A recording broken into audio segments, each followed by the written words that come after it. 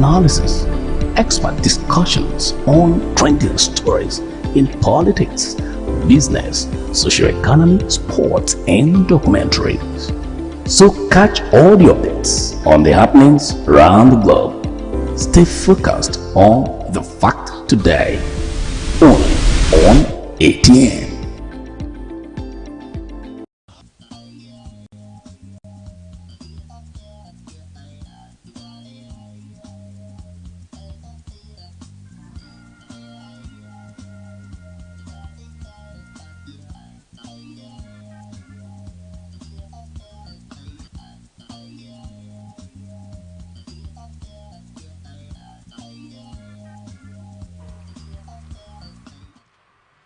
Good day, viewers, and welcome to this episode of ATN Society Watch.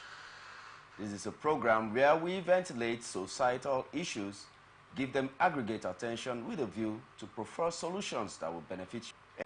In the National Assembly, reps propose converting seized properties to government offices.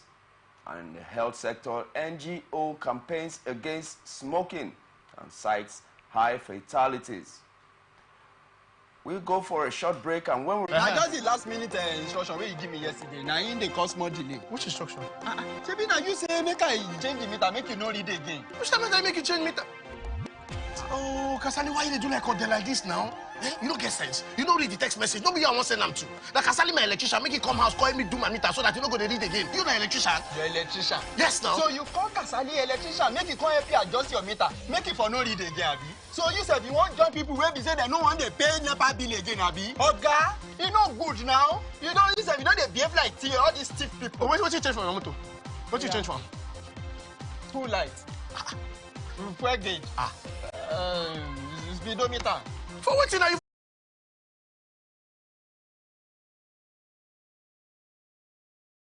Arkansas Foundation and with broadcast support from Atlantic Television Network. Corruption not in my country. Small baskets. I want plantain.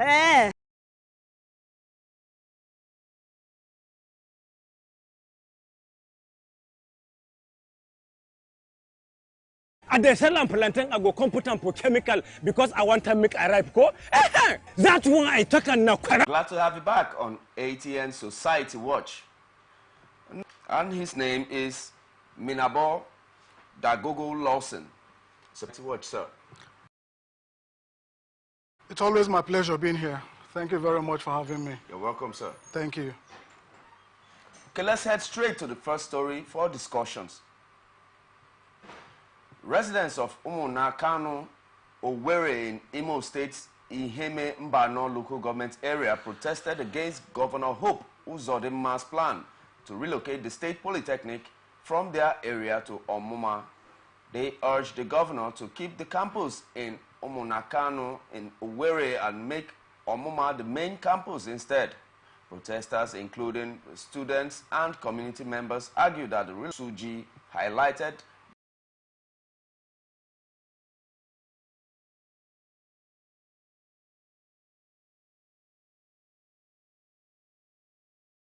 of the multi-campus system of the Imo State Polytechnic, sir?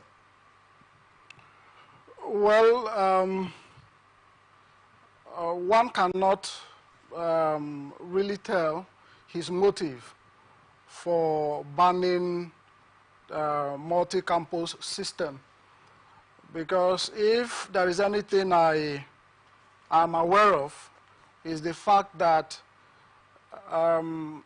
citing of government projects and ventures from urban area to the rural areas help in development of the rural areas. Exactly. Okay, so one would not know what his motives are for relocating the campus from Ehime Mbano to another local government.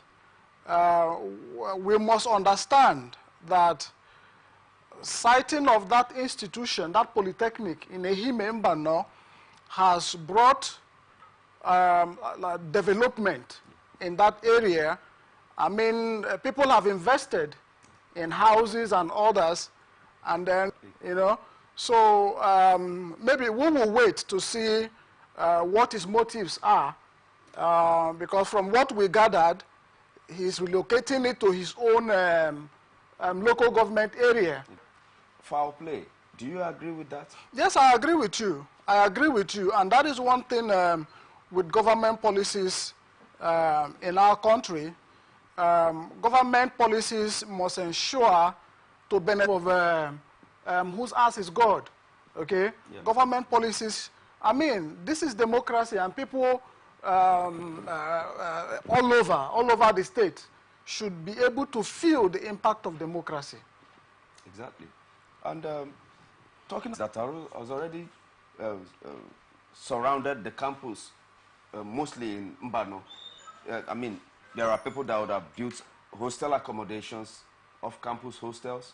There are businesses, vendors, and both those that take care of typing, photocopy, all those small and medium-scale businesses have been. What's now will be the hope, or what is the fate of such businesses and the investments that has been functioning in that campus itself? Well, whether we like it or not, everything, because it has taken over time for the campus to be erected there, people erecting their businesses as well, and this policy coming, for me, is an abrupt policy. I am not so sure that he informed the people ahead of time. At least notices should be given to people, okay, that look, this is what the government want to do, and allow them an ample opportunity to rethink their lives, to rethink their businesses. Instead of waking up one morning and make from a Mbano will affect the life of the people. You know, especially in this time in our country where we are facing the harshest of economic situations, okay? How would those people who will lose their businesses, how would they survive? You know, sometimes when government make policies, government should be able to think. Now, we did not hear of any compensation. The benefits of having a multi-campus system. Let me play the devil's advocate that the governor was right. What were the benefits prior to this time of the multi-campus system, prior to the governor and the House of Assembly in Imo State putting a stop to it? Well, we're in a stage in our society when we are talking about urbanization, okay? Exactly. Decongesting the cities and then spreading development to other localities. Exactly. Okay? I mean, these multi-campuses, as we have it there, using the Imo State Polytechnic, for example, there is no place that campus will be cited that development will not come to, okay? Yeah. Because investment will come. In fact, there will be a searchlight.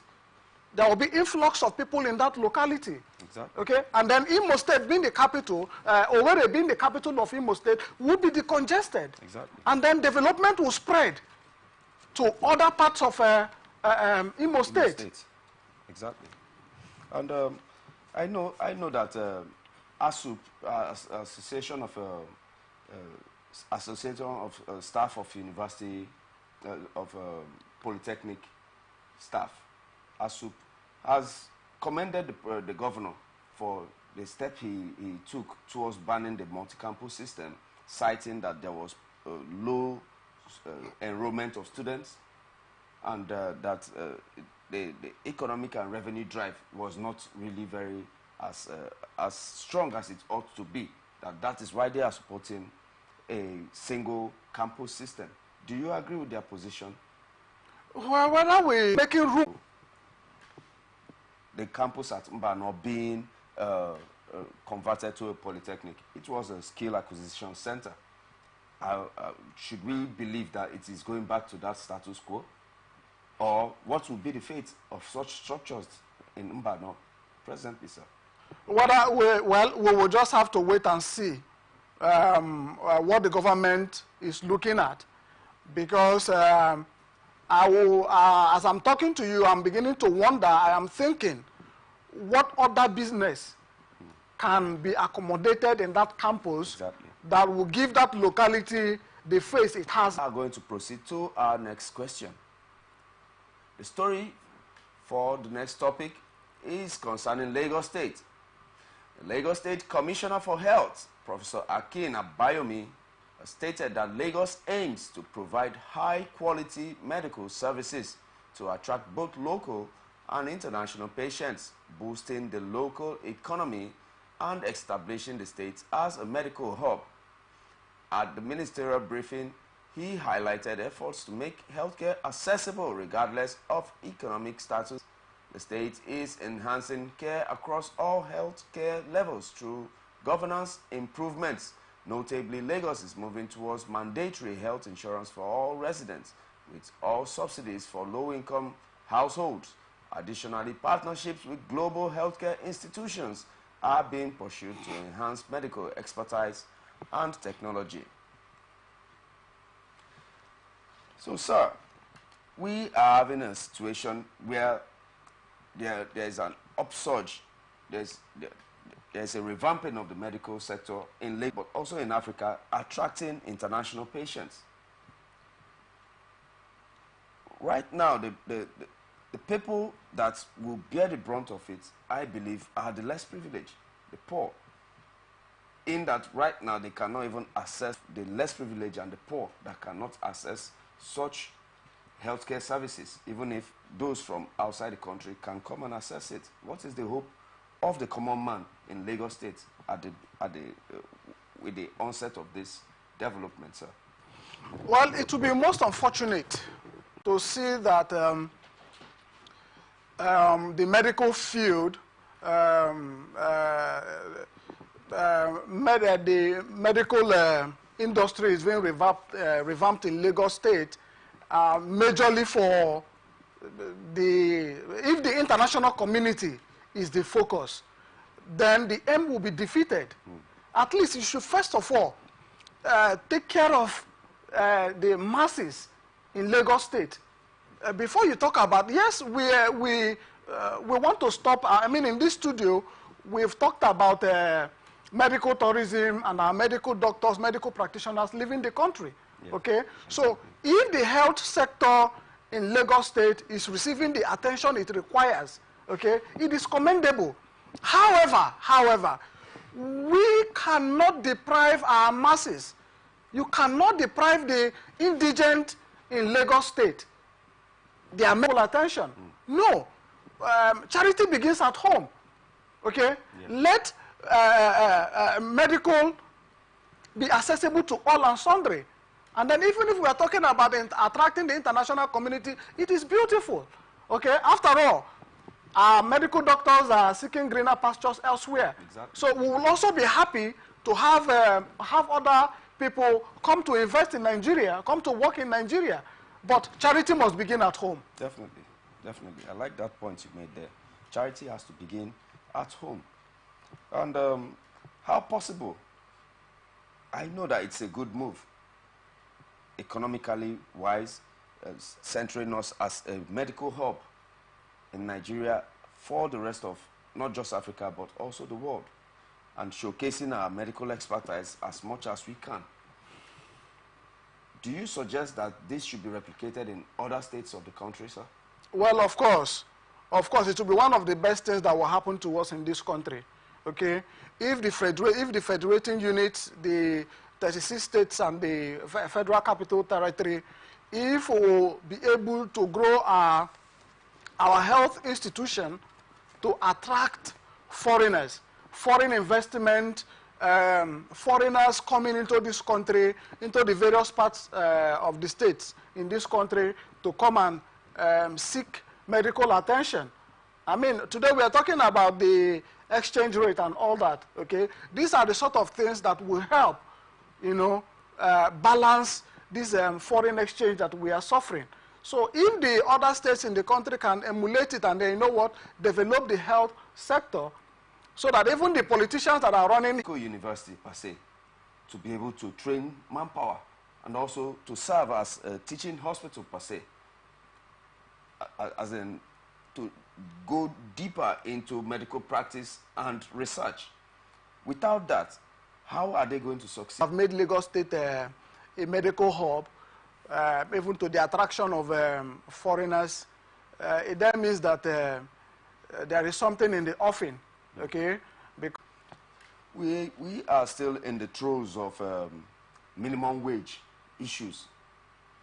We just talked about the brain drain of the medical staff from Nigeria leaving to other parts of the world to ply their trade. What steps do you advise Lagos State to take as concerns existing in this medical hub?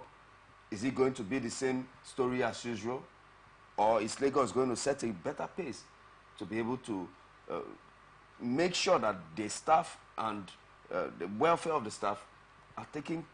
Making Lagos State a medical hub for the rest of the world without making sure that the same thing that has bedeviled the health sector up to this moment, that has made our medical practitioners, and I am sure that if the Lagos State government must succeed, and if the Federal Ministry of Health in general must succeed in making sure that our health sector is working, okay, the living wage must be adequate for the health work. Same cry all the time. And we'll keep repeating, we'll keep having this issue of medical tourism, people leaving the country for greener pastures as well, especially the medical doctors.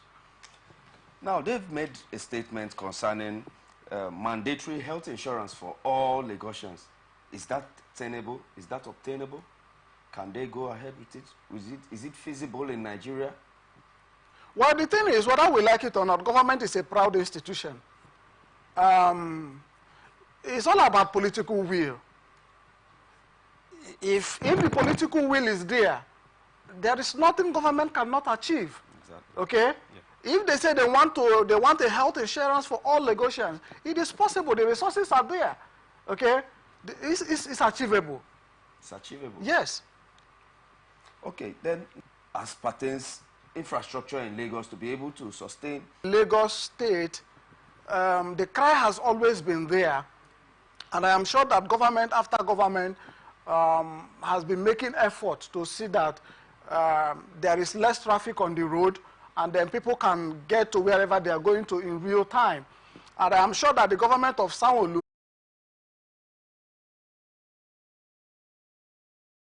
May 25th, starting at 8 a.m. Inter-school march past competition, dance competition, drama competition. Parents, teachers, and children alike don't need. Admission is just 2,000 naira per child. For participation and sponsorship opportunities, call us now 0806 673 8689 and 0810 634 1777. This event is proudly sponsored by the Last Mall Hotel and Resort with Atlantic Television Network and 99.5 Wish FM Port Harcourt, Lesuka Event Center, Gate Place Hotel, 8 Ball Hotel and Lounge, Oma Studio, Osbia Table Water. Remember that every child is unique. See you there. This event is managed by Pace Expressions Arts. Special guest appearance, Hilda Dokubo, Children's Day Celebration 2024.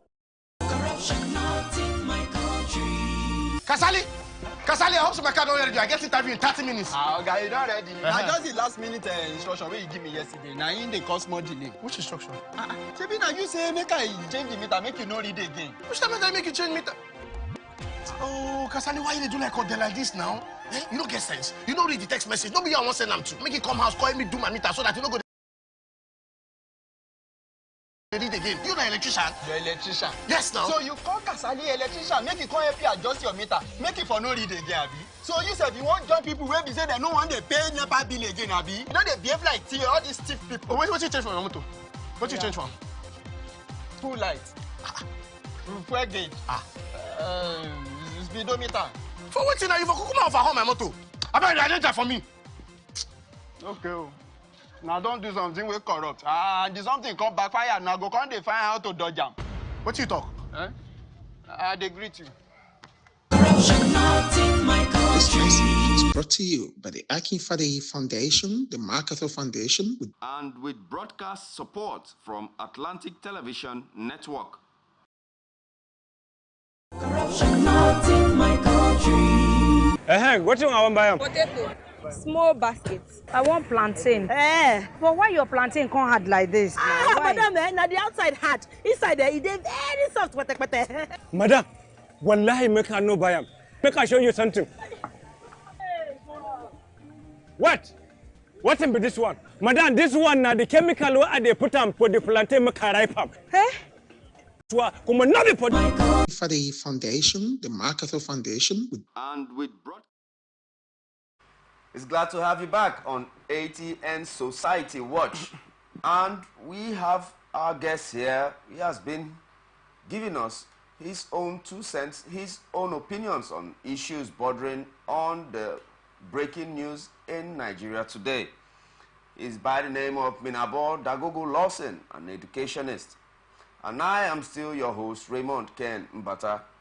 And now let's go to the next story for discussion.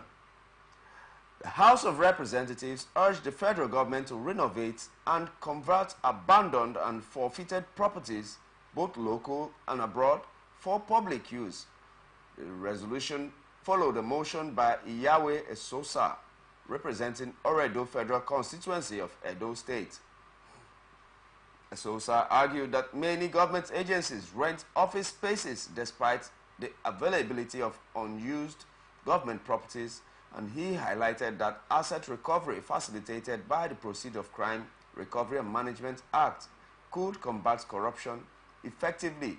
Notably, converting seized properties for office use saved the country about 180 billion naira in 2017.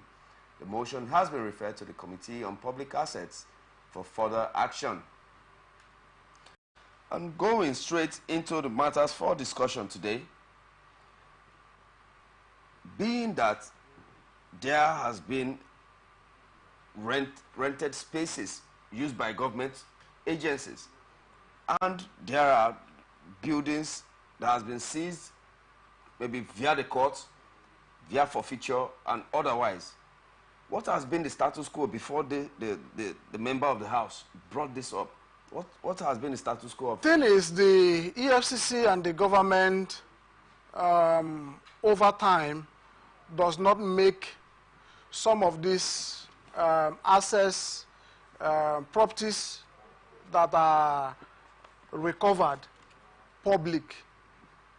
In most cases, I'm sure that if people know locations of properties, government properties that has been recovered from corrupt politicians, how much that has been recovered from corrupt politicians, I think the people will better guide the government, okay, on how best to utilize these recovered properties, okay. Until this moment, I am not so sure that these things are made public, okay. If there is a periodical review, a periodical report to say this is what so property that has been recovered by the EFCC, these are their locations, this is so amount of money that has been recovered from the society, the people can even assist in telling government, okay, this is what you should do, not do. And what is the rationale behind not making this public? Well, if you look at it too, sometimes corruption has been the bane of this country. Okay. The looted property that has been recovered, okay? In most cases, the government keep quiet because sometimes, well, I don't want to indict them, but that is the reality in our faces, okay? Sometimes these looted properties, if they are not being made public, it goes the same way it came. Oh, so that means that it can be rebought by those that it was impounded from? It can be rebought. That it can be repossessed by the persons or by their proxies that it was seized from in the first place? I mean, that's a proceed of corruption. Exactly. Okay, I mean, giving it back to them for a fee or so. Is to see the same thing, government shooting itself on the leg. And why hasn't, because I'm still trying to get the rationale behind, I mean, there were procedures that were procedures took place before we got to the point of seize property. And those procedures showed transparency. So why should such properties that have been seized from erring citizens not be made public so that the public can also invest in them, or the public can also be aware that the government is working in those kind of sectors? Well, I think the issue here is the issue of having laws that exist only in the document. Okay? Because, yes, just like the Asset Recovery and Management Act is there, and is very robust. Okay? But the problem is only, I think it's right time government begin to implement some of these laws. And it is high time that, you know, the general public should also look at what is contained in these acts. Okay, sometimes we are less concerned about these things, and that is why the politicians, they capitalize on them. If you and I, we look at these laws and it's implemented, okay, we talk about them, I'm sure that there is something, there is a whole lot that we can do as citizens to hold people accountable. And what's your take concerning that? Okay, let us think about another different way of approaching these matters. In government offices, government parastatals occupying these buildings for office spaces, why doesn't the government think about sales of these properties, which I know many of them will be valuable, sales and see to occupy and use? Okay, well, if I am to add my voice to that of a SOSA, I will also ask the government to also look at the direction of sales instead of occupation, okay? Because if in 2017 we were able to make that amount of money about from sales of looted properties, okay? Now, in the worst, the harshest economic reality, okay? Sales. If we put those properties to sale and reinvest the capital, I mean, it's going to go a long way in helping society, other than just occupation alone, okay? I am not even sure that the government is crying at the moment that government is crying of lack of space, okay, to do government business. I am not so sure, okay? So outright sale and reinvestment will be the best option for me. And being that the EFCC now seized from people properties and all that, including maybe that of even non-criminals like Evans, the kidnapper, and some other high-profile cases, doesn't it shock us that we don't hear about what comes about, what happens after these seizures? Is the EFCC complicit in the usage and the disposal of those items without the public notice? Well, this is where we talk about transparency of government. Okay, it is right time. Well, good thing SERAP is asking the state governments, including the FCT, to make public the FAC allocation they've received over the years. Exactly. Okay? Exactly. Accountability in the system is what makes for economic growth. Yeah. It helps to check corruption. If resources are corrupt politicians and then the masses don't know how or whether these resources are reinvested or how these monies are used, then we are still talking about the same story. Exactly. It is also possible that the EFCC is complicit in it. It is also possible that the government is complicit in it. Okay? Because government after government will keep talking about corruption. We keep talking about corruption. In fact, the last administration, their mantra was to kill corruption. But it appears that they became the worst corrupt government in history of Nigeria. Meaning that corruption fought back. Corruption is always fighting back in this country. Okay, and this is why sometimes some of these recovered loot, you and I don't get to know their whereabouts. Okay, sometimes hear about this humongous amount of money being recovered. But what investment are this money used for? Okay? I mean, look at the Abacha's loot. Yeah. I just hope that Serap, okay, will continue its fight in asking state government that, look, provide account, give us account of the FAC allocations you have received all these years. I hope they will follow suit. And sir, we do, I mean, back in the days, we used to hear about auctions in police, but the bridge police station. You get to see dead cars, some there for ages. Then all of a sudden you get to hear from two grapevine that there's going to be an auction, but you don't get to hear that in the mass media. What do you advise the government of the day concerning such properties, including that of the EFCC? What is your tidbit on what should be the standard practice, sir? Well, only yesterday, talking about this issue, only yesterday I was at the state CID. I made observation and I asked a friend that these cars, that their numbers are reducing. And he made mention to me that the cars. And I asked, how do they do the public? He said yes. But truth be told, I have never heard that a particular police command is auctioning vehicles have been auctioned. In all honesty, I am not aware. Maybe the public is aware of it. I do not know. Just like you said, maybe they don't go to the mass media.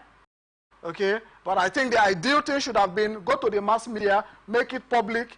Okay, and then it is a government proceed. This is go back to government coffers.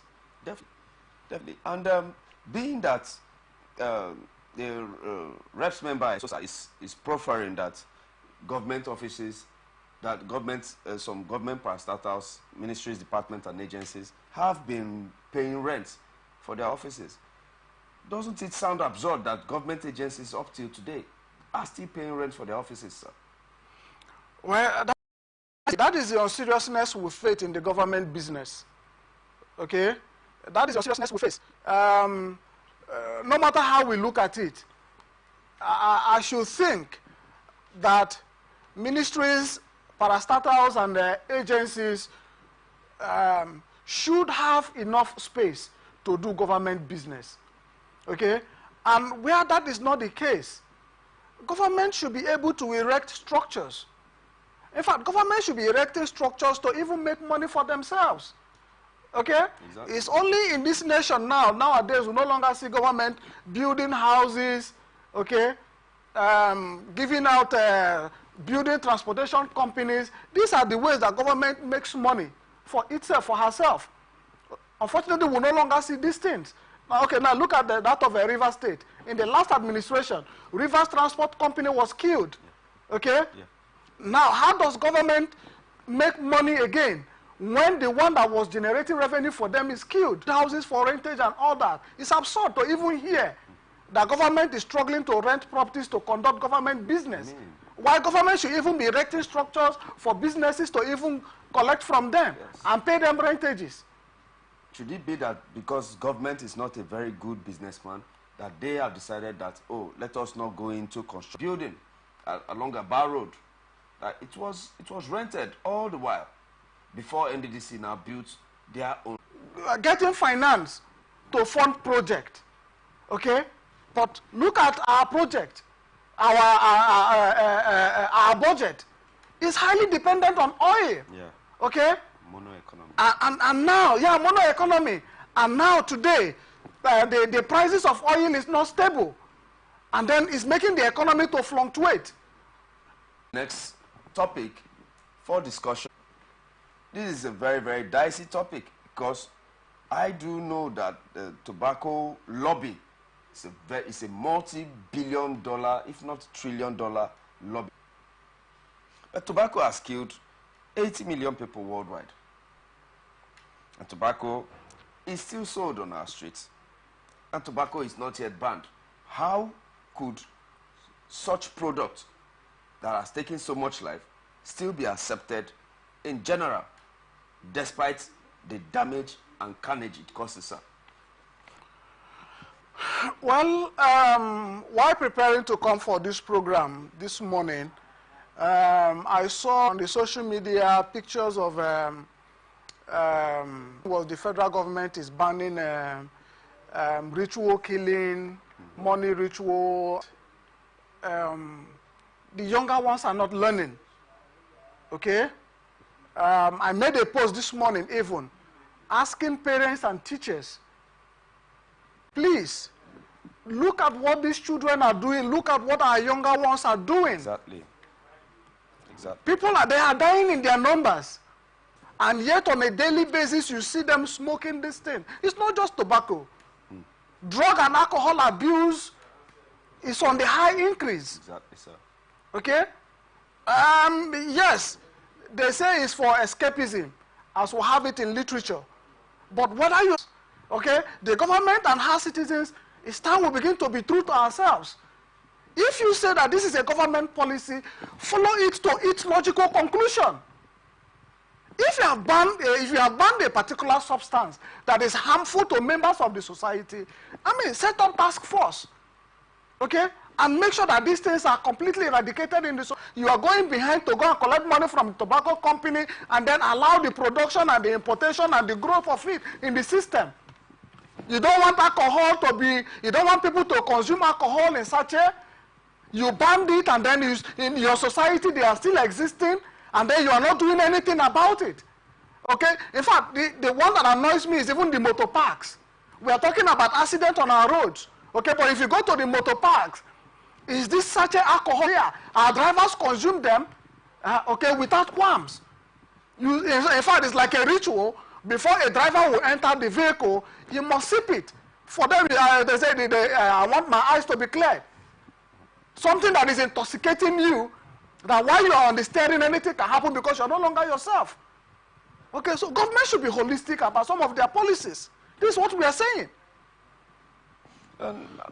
Please do advise, as an educationist, I know it's a role that you are used to in other spheres of our society. What advice can you give to the government concerning the addictive habit of smoking and curbing that, even for non-smokers, for second-hand smokers,